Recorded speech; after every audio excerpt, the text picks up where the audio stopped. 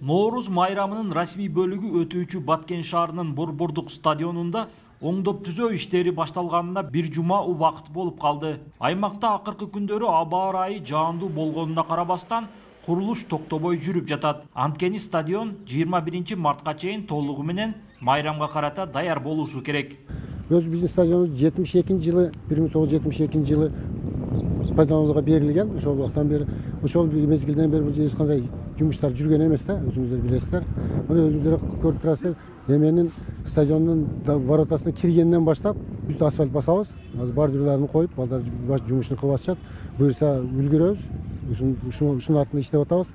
Быйылкы жылы Nooruz майрамы өзгөчө шаң менен өтөөрүн уккан эл майрам күнүн чыдамсыздык менен күтүп жатат. Анткени акыркы мезгилдеги чек арадагы окуялардан улам Баткенде майрамдаганга да эл анчайын эле маани бербей калган болчу.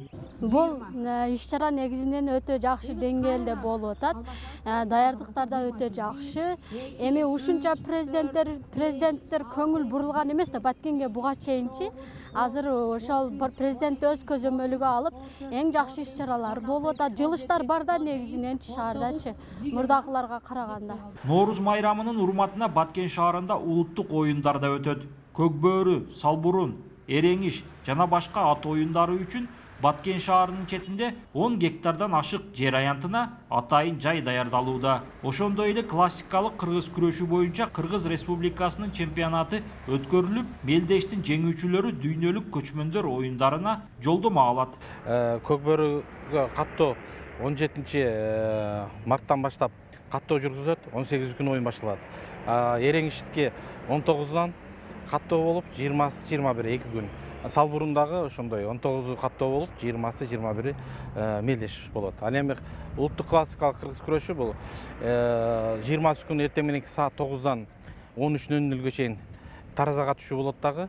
13:00-дөн баштап тандоо туру башталат. 21 күнү финал болот. Nooruz майрамына карата борбордон келген маданият кызматкерлери майрамдык салтанаттын маданий бөлүгүн даярдап жатышат. Быйылкы Nooruz 2022 майрамы Баткен шаарында өзгөчө шаң менен белгиленет.